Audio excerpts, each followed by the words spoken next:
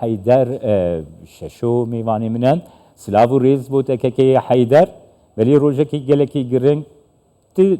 تو وی روژه چاوا حستی که اف روژه رزگار کرنا شنگالی بریز که حیدر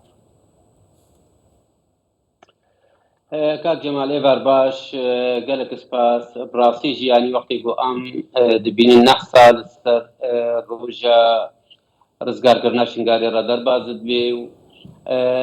نای تشبیرا کرن یعنی هکا او روژگا گلک یا گرینگا گجار کا دی طریق خلق شنگار و تاویت ملت می ازدی ببینی گو شنگار هاتیا رزگار کرن و هتان کی در تزیره چی بی بگری تسرار دی شنگاری براستی مخابنی بجی گو از بیشم یعنی پشتی 9 ساله هکم ببینن هتان هان کی سری صدی پینجیش خلق شنگاری و نگرای سر ارد شنگاری و از بخوا نسبتش من رو شخص براستی از شنگار رزگار نبینم حتی اینکه خلقی شنگار و نگری و قرار خلقی شنگاری نکبیده دستی خلقی شنگار اگر سرکه کو خلقی شنگاری نکاری وگری که حیدر تو چاواده نرخینا نا والله ديتنا مدى اف مسألة سياسية وبراسي جي راسها كوضعي امني ناف بين جار وجاره هنك خروقات الامني هبل بس او خروقات الامني هم مناطق العراقي دهنا وهكا حالات فردي جي هبن او جي جار كادي تريز بيجمع الكردستاني وهكا العراقي دهنا جبر ويناد ابدا جي بقرا خلقي قريه نادم مسألة وضعي امني بس ازقريه دام مسألة فاقد سياسي ومثلا نكوكية سياسي سر ارض شنغارو ارض نوچه كردستاني در اداره كردستاني ازلوه باوريه دا محكم مسألة اتفاق سياسي نقبنا هرما كردستاني وبغدا اتفاهمك درستي هبا واتفاقية جيبو بان وخلق شنگار بگر یابا شنگاری و اداره شنگار بگر یابا كي حيدر تزاني كي حيدر مثلا ريكفتنشي تشيبو بگارانتیا بشداریا چاونیریا نتویی گرتی بخواد چیبو ولاتین زلهیس بشکری دانا ویری کفتنی او آلین کنها ل شنگالین که حیدر آستنگی جبو بجی آنینا ویری کفتنی بیکناین تچاوا دبینا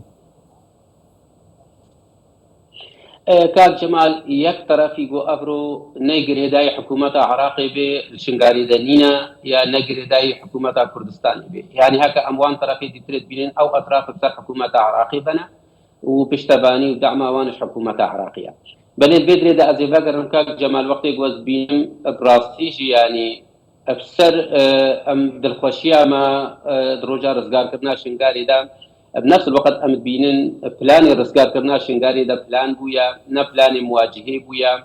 يعني او قواتي قومت بيجين وتحالفه دوليه جو امد بيجين اديتنا عمدا اواجه بلان بويا حتى نجي بوجار قاعد يتري شنغار بقري تشاوا بلان تشي بويا شنغار كتبن كنترولا داعش دا بويشي ويجي بلان تشي بو داعش شنغاري بكشي وبراستيجي ازدجار قاعد يتري دوبارات كم واستحمل مسؤوليتيا قوتنا خشيت كم جبرگو او مواجهات او متبيجن براسي او مواجهات روجا رزقار كرنا شنغاري دا نبو اسيك جوان كصابوما وبصدا قرتي ازديا بمربون حكم كتنا شنغاري دا براسي جي بلكي 20 انسان داعش البرشابي ما نكبتنا الداخل شنغاري همش كده جبر ويناز بيجم مساله رزقار كرنا شنغاري فلاني كي دولي بويا وهر وحان كي كنترول كرنا شنغاري طرف داعش داعش بجي جار كادي تري ديتنا مدا بلانكي دولي بويا وشنغار وخلق شنغار وملتي ازدي بوا قربانيه وي بلاني هر دوی چرچوی ده جدت خوازم بپرسم که حیدر هر دوی چرچوی ده گلو هن حیزین درکی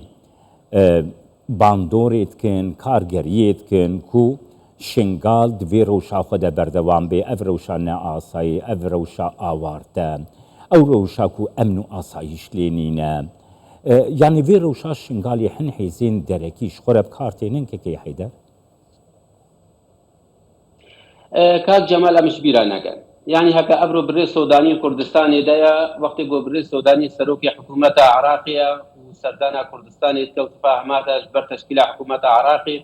ازلوه بحوريه دم هكا بريارة بري سوداني دستي سوداني دبي وهكا سوداني فعلا جو بقواس بي ملفي شنغاري حل بكن حكومة هرما كردستاني آماده بي گوپيك بكار بكن وي ملفي چارسر بكن ازلوه باوريه دم خلال روجا داوي او بابت بيتا گردين و بيتا چارسر كرن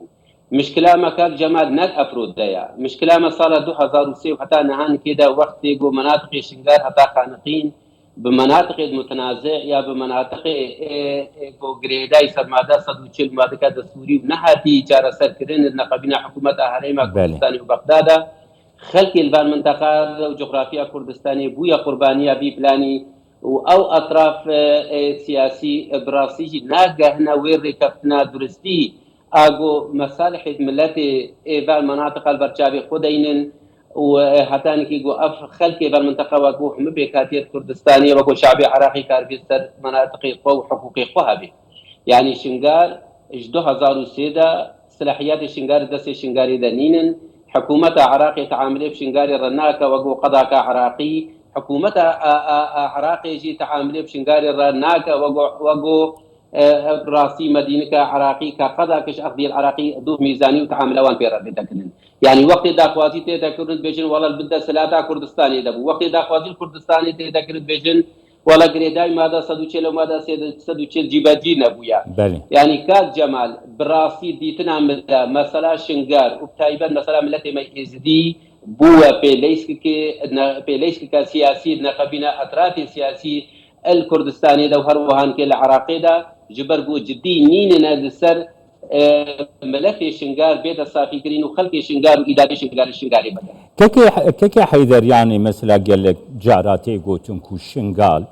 وكي نافندكي جبو بازرگانية جبو قاچاقچيتية جبو هن اجنداين هيزان اي دفري كو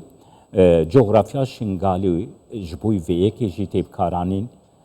راستيال پشت فيكي چيت بخل شنغالي كاكي حيدر كان جمال مثلا جغرافيا الشنغار وبلانيت دانين يعني هكا بلاني دولي بنو هكا أو طريق الحرير بيجن الشنغاري على أساس درباز بي يا هكا مطامعي أطرافي سياسي وأطرافي مذهبي الشنغاري دا بكارتين يعني هم سياسي وهم مذهبي وهم ديني الشنغاري دا بكارتين أبراسي ديتنا بدا هكا استراتيجية شنغارية منطقة شنغار استراتيجي أهميتك وهبي بلكي شو طرفا رهبي بس خلق شنغاري رنينا بمخابني با شنغار اش خلقك جابكي خلقك ليد نريغو منفعة مزنو مكاسب مزن شنغاري دا جوان رهبن بس سر خلقي شنغاري بارگراني ومال بيرانيا جبر وينا اطرافي ايد متنازع شنغار قال لك اش خلقي شنغار بقوترنا وخوينا خلقي شنغار وإبادة خلقي شنغار ومصالح خلقي شنغار برچابي خدانين جبر وينا ديتنا بدا خلقي شنغار وقربانيا بلاني وان بي بله گلک سپاس بوده که حیدر ششو فرماندار هیزا پراسنای زیسقانج شنگالی گلم